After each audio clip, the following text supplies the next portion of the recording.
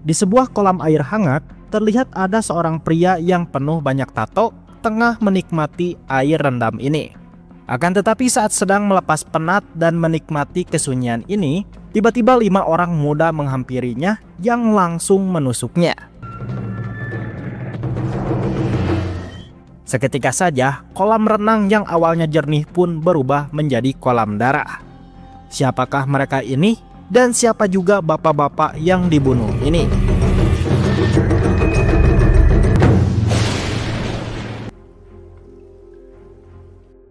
Beberapa hari pun berlalu. Di sebuah dermaga, ada kelompok orang yang tengah menyandra seorang pria gundul. Mereka ini adalah sekelompok gangster bagian utara, atau yang biasa dikenal di sana dengan sebutan para kelompok benteng utara. Saat ini mereka tengah ditugaskan oleh pemimpinnya untuk menculik si bapak gundul ini yang bernama Chun, yang tampaknya dia memiliki pengaruh besar terhadap dunia gangster. Tak lama kemudian datanglah sebuah mobil dan turunlah seseorang dari mobil itu yang menghampiri mereka. Yang sontak saja si para gangster ini pun langsung menunduk hormat kepadanya. Orang ini bernama Brother Ren, salah satu orang berpengaruh di kelompok Benteng Utara. Pasalnya dialah yang telah dipercayakan oleh pemimpin Benteng Utara yang bernama Bos Gui untuk mengatur segala urusan gangster di bawah perintahnya. Lalu Ren menghampiri Chun yang telah disandranya untuk menanyakan kembali tentang penawaran kerjasamanya. Dan jika menolak, Ren mengancam akan membunuhnya. Namun dengan lantang Chun menolak kerjasama itu untuk memberikan izin usahanya lagi terhadap Ren. Sebab hal itu malah bisa mengganggu keseimbangan dan memicu amarah kelompok lain. Rupanya memang benar, Chun bukanlah orang biasa. Lantaran dialah orang yang menjadi penyeimbang di kelompok 4 gangster kota. Siapapun geng yang mau membuat bisnis wajib mendapatkan izin darinya. Dan jika dia tidak memberikan izin, maka geng manapun tidak boleh mendirikan bisnisnya. Tapi yang membuat kita terkejutnya adalah Chun merupakan anak dari si bapak yang dibunuh di scene awal tadi. Otomatis kepemimpinannya pun langsung diambil alih oleh dirinya. Penolakan ini membuat Ren kesal dan langsung menembak kakinya Chun untuk memberikan peringatan. Akan tetapi Chun tetap dengan pendiriannya, yaitu menolak kerjasama ini. Tentu saja hal ini membuat Ren semakin tambah kesal dan berniat akan membunuhnya. Saat tembakan akan dilepaskan, HP-nya tiba-tiba berdering yang mendapatkan telepon dari Bos Gui. Dalam telepon itu, Bos Gui pun sudah tahu kalau secara diam-diam Ren telah menculik Chun untuk mendapatkan izin bisnis tanpa sepengetahuannya. Maka dari itu Bos Gui yang marah pun meminta Ren kembali ke markasnya untuk menemuinya. Dan yang terpentingnya jangan membunuh Chen dikarenakan almarhum ayahnya yang merupakan sahabat dekatnya.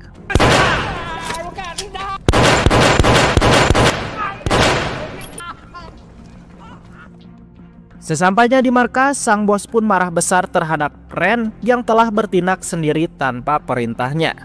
Anda telah melanggar peraturan gangster. Akan tetapi yang terpentingnya, sesuatu yang dilakukan Ren tadi bisa menggoyahkan keseimbangan gangster dan memicu perang besar. Akan tetapi Ren yang mendengarnya hanya terdiam kesal saja. Sebab dia menganggap kalau semua tindakannya ini tak lain hanya demi bosnya juga untuk memperluas kekuasaannya. Tapi si bos tidak mempedulikan alasan apapun, karena tetap yang paling terpenting harus nurut sama bosnya. Ren yang merasa kesal pun langsung pergi meninggalkan bosnya yang masih ngoceh ini.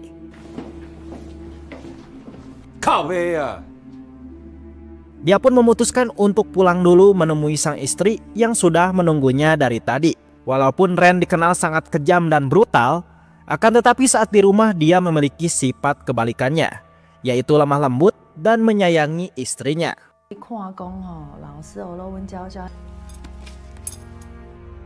Selepas makan malam selesai, Ren pun pergi ke markasnya lagi untuk bermain kartu domino bersama rekan-rekan gangsternya.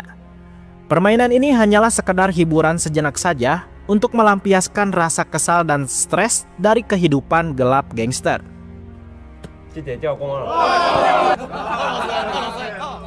Di tengah keasikan bermain ini, seseorang dari suruhannya Chun datang untuk menemui Ren. Yang mana si orang itu berkata kalau dirinya telah mendengar tentang apa yang dilakukan oleh Ren terhadap bosnya. Hal ini pun telah memicu amarah para ketua gangster yang lain. Akan tetapi dengan santainya, Ren pun memberikan uang kepada si orang itu untuk menyogoknya agar berhenti ngoceh dan bisa menyelesaikan masalahnya untuk tetap menjaga perdamaian di kota. Si orang itu pun merasa senang dengan sogokan ini, sembari berkata bahwa urusan ini dianggap telah beres. Tidak lama setelah orang itu pergi, Ren mendapatkan telepon dari sahabatnya saat masih kecil yang ingin mengajaknya bertemu di pusat kota. Mendengar itu, dia pun merasa sok ada urusan apa teman lamanya ini ingin menemuinya. Apakah ingin minjam uang? Entahlah. Walaupun kebingungan begitu, Ren tetap pergi ke pusat kota, ke tempat yang sudah dijanjikan. Akan tetapi saat di sana, ia pun kebingungan dan terus mengawasi area sekitar untuk mencari teman lamanya yang mengajaknya bertemu itu. Namun tiba-tiba dari belakang, si teman lama mengejutkannya. Dan teman lamanya itu bernama Liu Jian. Melihat itu, Ren merasa senang bisa bertemu kembali dengan teman lamanya ini. Lantas, ia pun mengajaknya untuk mampir ke kedai untuk mabuk sembari mengobrol dan tanya-tanya kabar. Akan tetapi entah mengapa Jian justru menolaknya dan dia hanya ingin mengatakan hai saja kepada Ren. Selepas mengatakan itu, Jian pun mengeluarkan senjata pistolnya dan menembakkannya ke arah langit. Dia pun berterus terang kalau tembakan barusan merupakan sebuah peringatan keras bagi Ren, bahwa hari ini dan seterusnya mereka berdua bukan lagi seorang sahabat, melainkan akan menjadi seorang musuh yang saling berseberangan. Tentu saja perkataan barusan membuat Ren terkejut. Akan tetapi Ren menjawab semua peringatan tadi dengan sebuah hinaan saja, yang mana dia memberikan sebuah domino angka 7 kepada Jian untuk keberuntungannya jika ingin melawannya. Tidak lama dari itu, kepolisian pun berdatangan ke sana untuk menangkap mereka berdua yang telah mengganggu kenyamanan kota. Sebelum Jian dibawa, dia pun melontarkan kata ancaman lagi bahwa dalam waktu cepat dia akan kembali ke kota ini untuk menguasai segalanya, cuy. Waktu pun memang sangat cepat berlalu. Tepat 3 tahun setelahnya, kelompok Benteng Utara tengah mengadakan acara party besar-besaran untuk merayakan hari ulang tahun bosnya. Para sekutu gangster pun banyak yang berdatangan menghadiri hanya untuk sekedar mengucapkan selamat ulang tahun sekaligus untuk mempererat tali persaudaraan.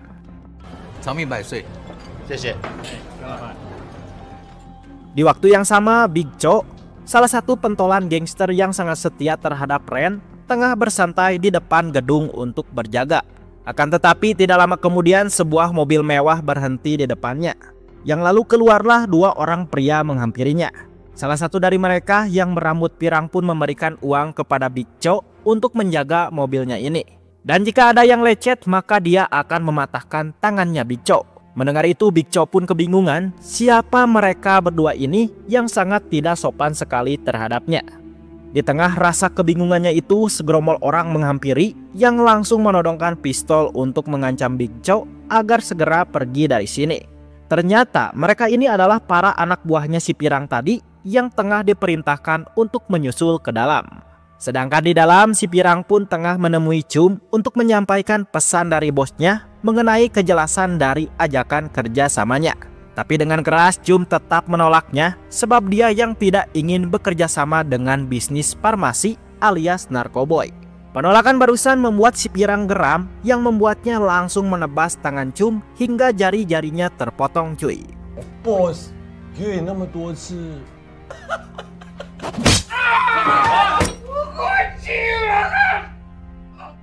Bahkan si pirang juga langsung menyeretnya dan membawanya ke hadapan bosnya. Siapa sangka bos dari si pirang ini ternyata Jian yang kini secara diam-diam telah memiliki kelompok gangster sendiri. Jian akan melepaskan Chum dengan syarat menyetujui perjanjian kerjasama bisnis farmasi ini. Bahkan Jian juga langsung mengeluarkan segepok uang sebagai DP-nya. Akan tetapi Chum tetap menolaknya dengan keras walaupun kini nyawanya sedang diambang kematian. Tentu penolakan barusan membuat bos Jian kesal, sehingga ia pun langsung menyuruh anak buahnya untuk melemparkan Chum dari gedung ini. Yang pada akhirnya Chum pun meninggal dunia secara mengenaskan.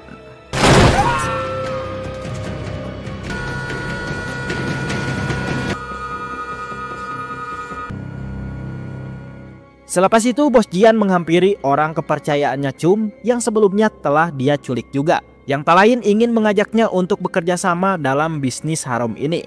Lalu si anak buah Chum yang ketakutan pun memilih untuk mengambil uang itu sebagai tanda kalau dia setuju dan siap tunduk di bawah naungan Bos Jian.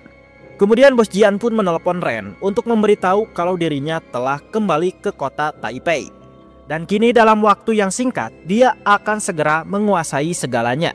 Ren pun begitu shock dengan lontaran peringatan ini. Dia menduga Jian telah benar-benar bergerak untuk menaklukkan semua kelompok gangster di kota. Dan betul saja saat di keesokan harinya, Ren pun tidak sengaja menonton sebuah TV yang tengah memberitakan kabar tewasnya Chum, si penyeimbang gangster. Dalam penyelidikan, kepolisian menduga kalau Chum telah dibunuh sangat keji oleh seorang bos gangster baru yang bernama Liu Jian. Namun tuduhan ini langsung dibantah oleh Jian bahwa dirinya itu tidak ada hubungannya sama kematiannya Chum. Dan kematian Chum telah berdampak besar bagi keseimbangan gangster. Pasalnya, banyak para gangster yang akan memanfaatkan hal ini untuk memperbesar wilayah kekuasaannya. Siang harinya Bos Gui dan Ren pergi menghadiri acara pemakamannya Chum sebagai bentuk kehormatan terakhir. Ternyata tidak hanya kelompok mereka saja, melainkan banyak kelompok gangster dari penjuru kota yang ikut hadir dalam acara berduka ini. Hingga tak lama dari itu mereka pun dibuat sangat shock sekali saat melihat Jian bersama pasukannya yang datang ke sana untuk melakukan penghormatan juga.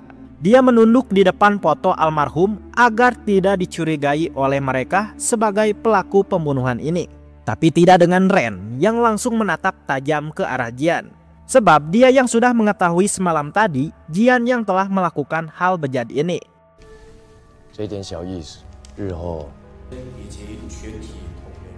Ketika di luar, Jian menghampiri Ren untuk mengajaknya mengobrol dan saling tanya kabar seolah tidak ada hal apapun yang terjadi. Yang padahal dalam senyuman mereka berdua ini ada hati yang sama-sama sedang memendam rasa kebencian. Lalu Jian pun mengajak Ren untuk mengikutinya ke sebuah dermaga.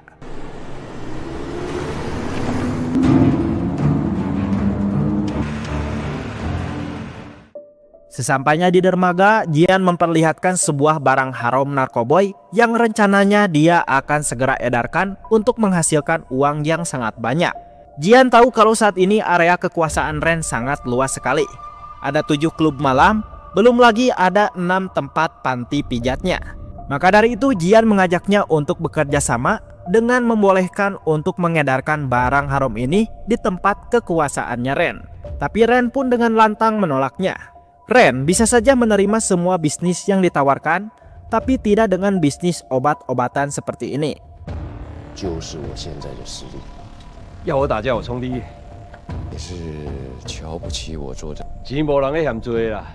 Penolakan keras ini membuat Jian sangat kesal terhadapnya. Kemudian Ren, Bos Gui, dan para anggotanya pun melakukan berendam bersama di kolam hangat untuk sekedar mengikat tali persaudaraan. Semua anggota banyak yang hadir, tapi tidak dengan salah satu anak buah Ren, yaitu si Big Chow.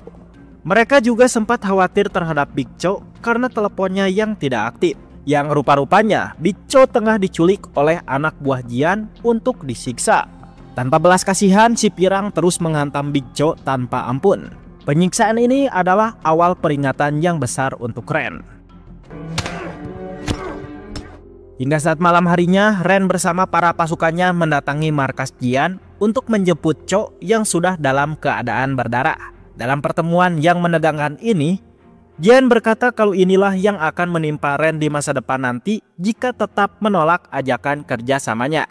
Lalu Jian pun mengingatkan kembali pertemuannya di saat 3 tahun yang lalu, yang dimana Ren pernah memberikan sebuah domino angka 7 untuk keberuntungan baginya. Padahal yang sebenarnya Renlah yang harus memegang domino itu demi keberuntungan terhadap nyawanya itu.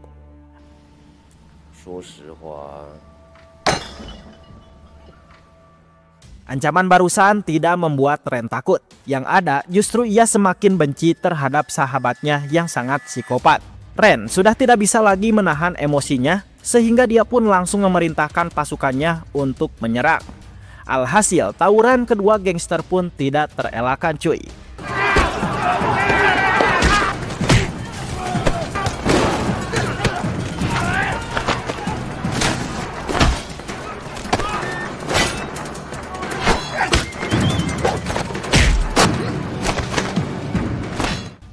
Sial sekali kelompok Ren sangat terpojok yang padahal pasukannya lebih banyak. Hal itu disebabkan karena kelompok Jian yang memiliki dua panglima tempur yang sangat sulit untuk ditumbangkan. Dia adalah si rambut panjang dan si rambut pirang. Saking kuatnya mereka berdua mampu membantai para kroco-kroconya anggota Ren. Untung saja bala bantuan pun datang. Walaupun begitu, bala bantuan tidak membuat keadaan jadi terbalik. Menyadari hal itu, Ren mengajak para pasukannya untuk mundur.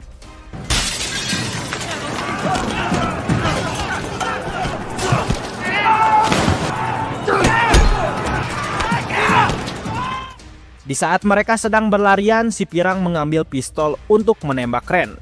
Akan tetapi Big Chow yang dalam keadaan sekarat memaksakan untuk pasang diri menahan tembakan itu yang membuat dialah yang inna ilahi.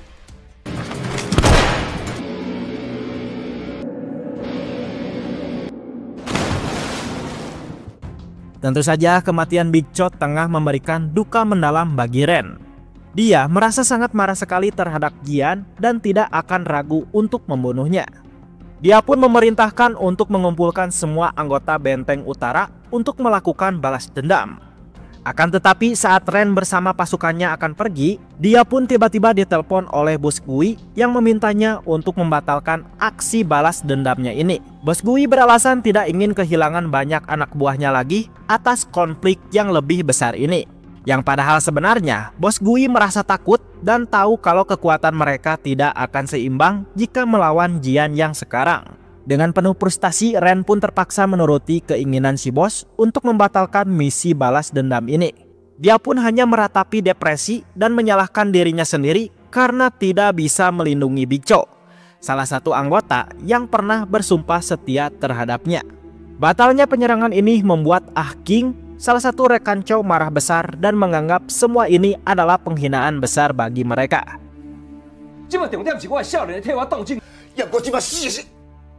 Tanpa sepengetahuan Ren, dia bersama ketiga sahabatnya berencana akan tetap melakukan balas dendam.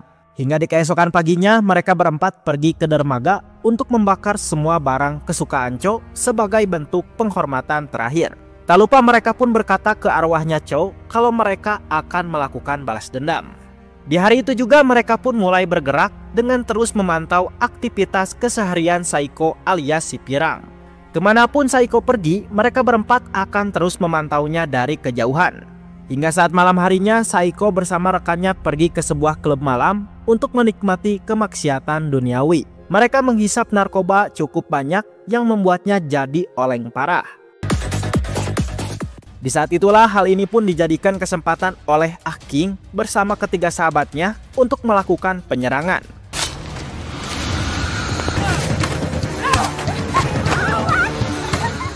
Benar saja, Saiko tidak bisa fokus menahan serangan ini. Di saat merasa terpojok, Saiko mengambil senjata di dalam mobilnya. Tapi dengan cepat, Ah King menebas tangan Saiko hingga lepas. Disusul dengan salah satu temannya Ah King bernama Panda yang langsung menikam Saiko beberapa kali hingga akhirnya inna ilahi.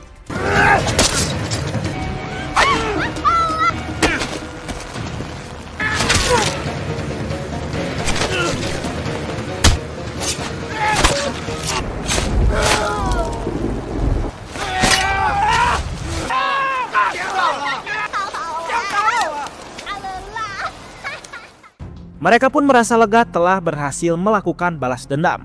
Walaupun begitu, rasa kehampaan dan ketakutan muncul lantaran mereka sadar kalau nyawa mereka kini sedang dalam bahaya. Kelompok Jian pasti tidak akan tinggal diam dan memburu mereka untuk melakukan balas dendam balik. Sedangkan Brother Ren sendiri merasa marah-marah saat mengetahui kalau teman-temannya ini telah bertindak tanpa sepengetahuannya. Hal ini bisa menjadi pemicu perang besar ke depannya. Meskipun begitu, dalam hati Ren dia merasa kagum terhadap mereka karena telah berhasil melakukan balas dendam atas kematian salah satu anggota setianya itu. Benar saja, apa yang mereka takutkan pun akan terjadi juga, sebab kini kelompok Jian yang tengah bersiap untuk melakukan serangan balasan. Tak perlu bertele-tele, kelompok Jian pun mengobrak-ngabrik markas dan pusat bisnis kelompok Benteng Utara. Tentu saja Benteng Utara tidak akan tinggal diam dan akan melakukan hal yang sama berupa mengobrak-ngabrik markas dan pusat bisnis kelompok Jian. Akibatnya pertikaian kedua kelompok ini pun menjadi semakin memanas.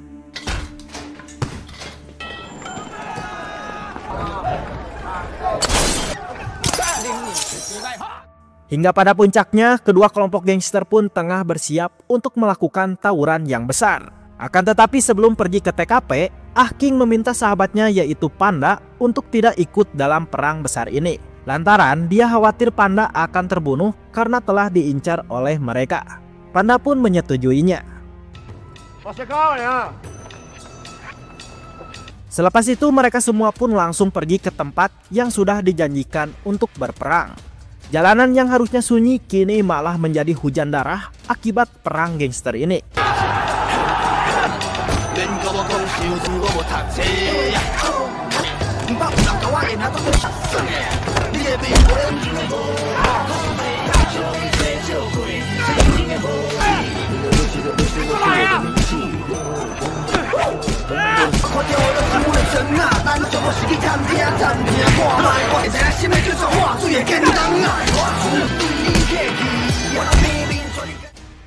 Untung saja kepolisian berdatangan untuk menghentikan perang sekaligus menangkap mereka. Pak polisi sudah merasa muak karena bosan menangkap mereka akibat tawuran terus. Walaupun begitu, kedua kelompok gangster itu tidak memperdulikan ocehan polisi ini dan justru malah akan ribut kembali meski sedang berada di kantor polisi. Di waktu yang sama, Panda ternyata telah berhasil ditangkap oleh Big Bao untuk balas dendam atas kematian rekannya yaitu si Saiko. Panda pun digantung dan dipukul berkali-kali menggunakan kayu. Tapi yang bikin ngerinya, mereka pun menaburkan cairan bensin ke seluruh tubuh Panda untuk membakarnya hidup-hidup cuy.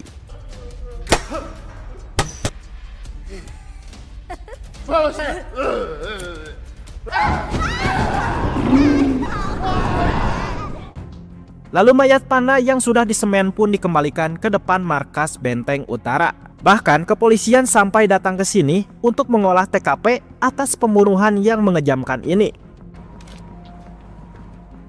Ren bersama anggota lain merasa sedih atas kehilangan salah satu anggotanya Kagi, terutama Ah Kin sebagai sahabat dekatnya yang begitu amat terpukul sekali. Terlebih lagi kematian ini yang sangat tragis sekali. Hal ini sudah tidak bisa dibiarkan lagi. Ah King berniat akan melakukan balas dendam lagi kepada kelompok Jian. Akan tetapi niatnya itu malah dicegah oleh Ren. Sebab Ren yang masih tidak diperbolehkan oleh Bos Gui untuk bertindak sekarang. Tentu hal itu membuat Ah King kesal terhadap Ren yang tidak melakukan apa-apa di saat kedua teman mereka telah mati secara mengenaskan oleh mereka. Malam pun tiba. Ren mengajak para kelompoknya untuk menghadiri upacara pemakamannya Panda. Dalam acara ini, Ren berdoa terhadap dewa apa yang harus dilakukan atas tragedi ini. Apakah dia akan terdiam saja atau boleh melakukan balas dendam? Di saat sedang khusyuk berdoa ini, Ah Kin menghampiri Ren untuk meminta izin lagi agar diperbolehkan untuk memimpin pasukan dalam misi balas dendam. Namun sama dengan sebelumnya, Ren tetap menolaknya. Akan tetapi tanpa sepengetahuan mereka, kedua temannya yang bernama Mei dan Pao secara diam-diam mendatangi markas pusat untuk membunuh Bos Jian. Di dalam keheningan ini, Pao akan masuk ke dalam, sedangkan Mei disuruh untuk berjaga.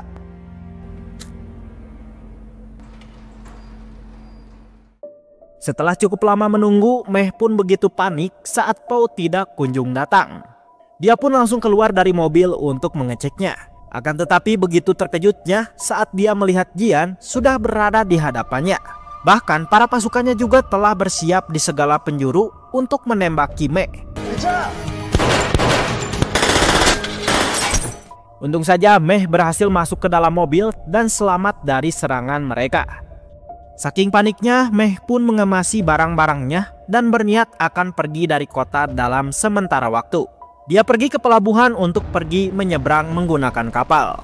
Sebelum pergi, Mei berpamitan dulu terhadap Ah King sembari meminta untuk menjaga tunangannya selama dia pergi.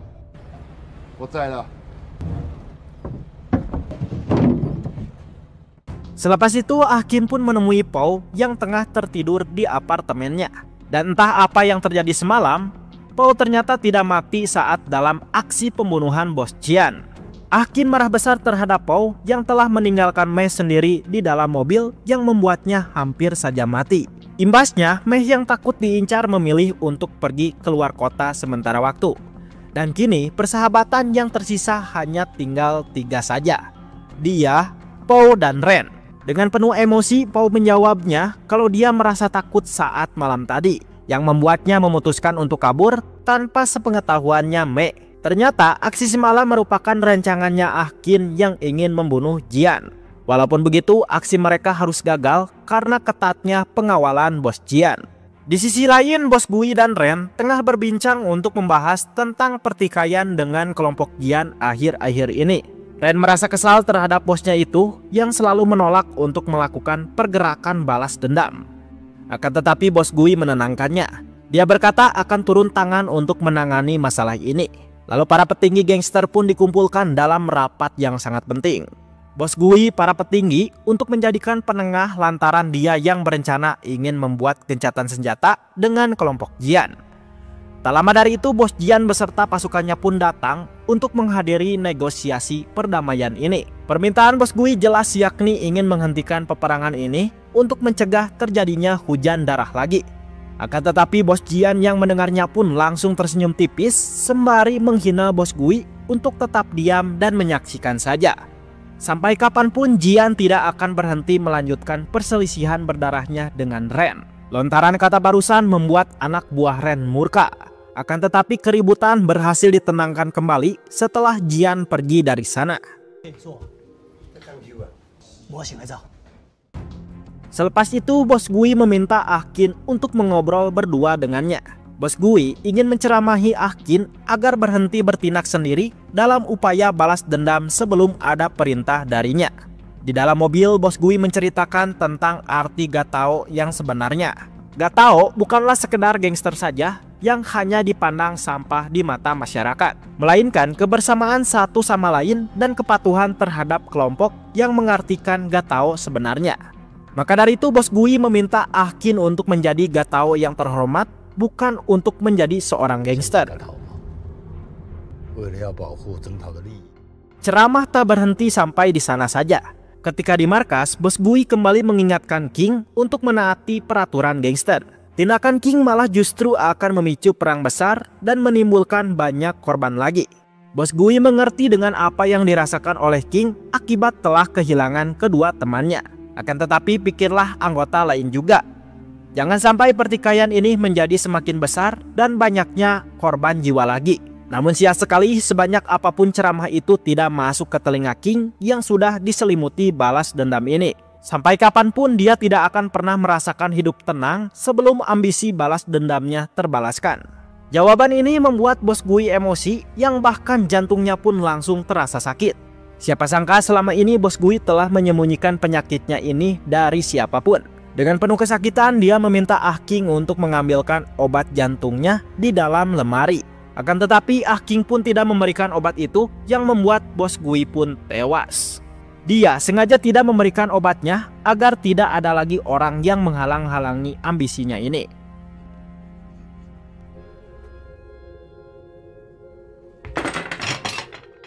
Tidak lama kemudian Ren datang yang begitu amat terkejut saat melihat bosnya sudah terkapar meninggal.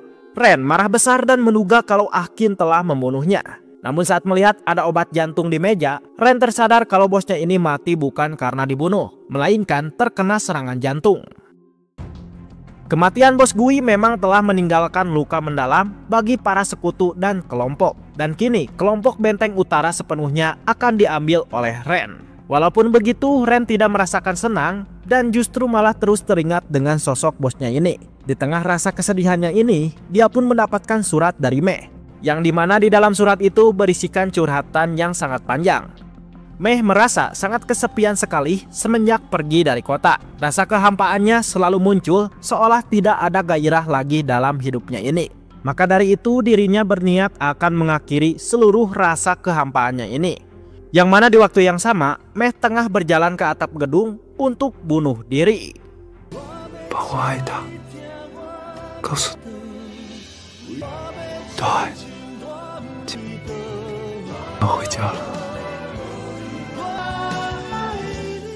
Hingga akhirnya satu persatu sahabat telah gugur. Ren sudah tidak bisa menahan diri lagi. Dia menyalahkan Jian atas semua kematian sahabatnya itu. Dengan penuh rasa dendam, Ren menelpon Jian untuk mengajaknya bertemu. Tak lupa dia juga menyampaikan kalau mulai hari ini mereka tidak ada hubungan persahabatan lagi. Siapa duga Ren berencana akan pergi sendiri ke sana untuk mengakhiri semuanya. Lalu Ren pulang untuk mengambil senjata pistolnya. Sang istri yang melihatnya pun hanya bisa menangis saja. Tidak bisa menahan suaminya yang akan pergi berperang. Di waktu yang sama, Ahkin sedang berada di markas besar. Dia begitu kebingungan saat mencari Ren yang tidak ada. Akan tetapi salah satu anak buahnya menyampaikan pesan dari Ren yang meminta Ahkin untuk bersiap dan berjaga di sini. Lantaran dia yang akan mengakhiri semuanya. Ahkin yang mendengarnya pun langsung paham dan tahu kalau Ren telah pergi sendiri untuk balas dendam. Balik lagi kepada Ren yang sudah sampai di sebuah gudang besar tempat penyimpanan barang narkoboy. Di sana ternyata sudah ada bos Jian yang dari tadi sudah menunggunya. Di saat mereka bertemu, Ren mempertanyakan mengapa Jian berubah dan nekat melakukan hal ini terhadapnya. Padahal saat dulu mereka adalah seorang sahabat dekat yang hampir seperti saudara. Sembari menghela napas, Jian pun menjawabnya kalau sebetulnya dia merasa iri dengan Ren yang menjadi gangster. Uang, bisnis dan wanita dipunyai oleh Ren. Akan tetapi yang lebih membuatnya iri bukanlah itu saja, melainkan Ren memiliki pengikut yang sangat setia terhadapnya. Entah mau susah atau senang, mereka akan terus mengikuti Ren. Sedangkan Jian sendiri tidak memilikinya. Dia juga sadar bahwa anak buahnya sekarang mengikuti dia hanya karena uang saja. Dan cepat atau lambat Jian sadar bahwa akan ada pengkhianatan yang dilakukan anak buahnya itu. Maka dari itu dia melakukan semua ini agar Ren bisa seperti dirinya yang menjadi anjing diikuti anjing. Mendengar itu Ren merasa murka sekali dan ingin segera menembak Jian. Akan tetapi salah satu anak buah Jian langsung menodongkan senjata dari belakang. Yang disusul kedatangannya oleh Big Bao bersama para anggotanya yang sudah bersiap untuk menghabisi Ren. Ren hanya bisa menghela napas panjang saja. Namun dari kejauhan datanglah Ahkin dan kawan-kawan yang ingin menyelamatkan bosnya ini. Kedua kubu pun saling menyerang adu tembak. Kita saksikan saja bagaimana kelompok Ren menghabisi mereka ini cuy.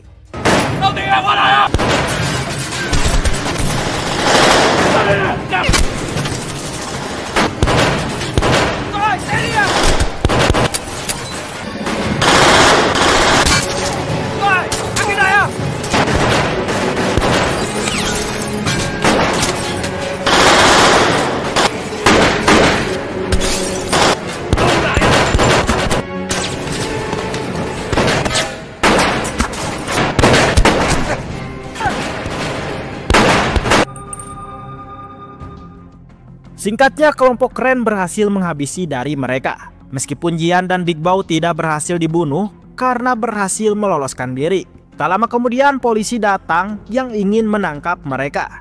Seluruh gangster utara akhirnya dipenjara untuk mempertanggungjawabkan atas mengalirnya darah-darah dari kelompok Jian. Dan hanya Ren saja yang tidak ditangkap. Ren menjenguk Ahkin bersama para anggota lain sebagai bentuk persaudaraan. Ahkin pun merasa senang bisa memiliki bos baik seperti Ren ini. Lalu Ahkin menanyakan apakah bos Ren telah berhasil menemukan keberadaannya Jian. Sayang sekali Ren ternyata belum bisa menemukan keberadaan Jian sampai kini. Padahal dia sangat ingin membunuhnya untuk balas dendam. Akan tetapi tanpa Ren diketahui, bos Jian telah mati dibunuh oleh orang kepercayaannya sendiri, yaitu Big Bao. Benar saja apa yang ditakutkan Jian pun telah terjadi. Sebelum menjelang kematiannya, Jian pun sedikit mengungkapkan rasa isi hatinya yang selama ini dia pendam. Kehidupannya benar-benar hancur dan selalu diacuhkan oleh sekitarnya. Berbeda dengan Ren yang bisa hidup bahagia di dunia gangster. Namun karena kebencian inilah membuatnya nekat terjun ke dunia bawah tanah pergangsteran untuk menyaingi Ren. Walaupun endingnya dia harus terbunuh oleh anak buahnya sendiri. Dan selepas itu film Gatao 2 Rise of the King pun tamat. Mantap.